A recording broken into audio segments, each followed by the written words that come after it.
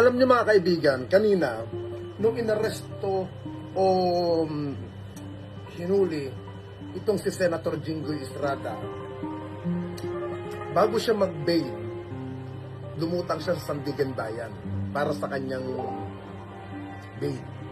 Di po ba? Dito, paglabas niya ng elevator, nagkaroon ng bangayan o gitgitan sa pagitan ng kampo ni Senator Jinggoy Estrada at sa kampo ng mga media. Alam nyo, unang pumantik sa akin dito, bilang simpleng mamamayan, yung hagulgol ng bata. I think anak niya ata ito. Alam nyo, ang nakakaawa rito, yung anak ni Jinggoy Estrada. Hindi si Jinggoy. Wala pakialam sa putang inang yan. Totoo lang. Ang naaawa ko dito, yung bata, bakit ka mo? Yung bata wala namang kasalanan eh. Walang kamuwang-muwang sa kinasangkutan ng pandarambong ng kanyang ama.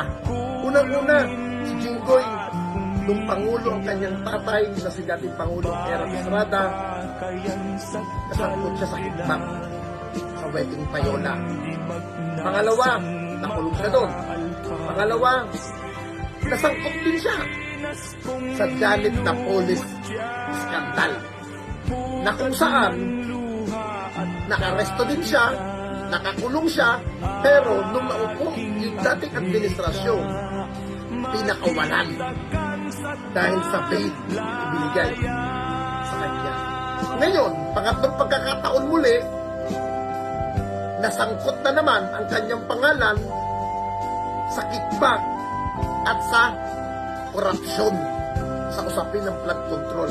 Ito po mga kababayan, hindi ba nahihiya itong si Senator Jinggoy Estrada na kung saan ang kanyang kinasasangkutan, pinapakita niya na malinis siya, pagkatapos parang inosente. Okay lang sana kung ang kinasangkutan niya unang kaso eh.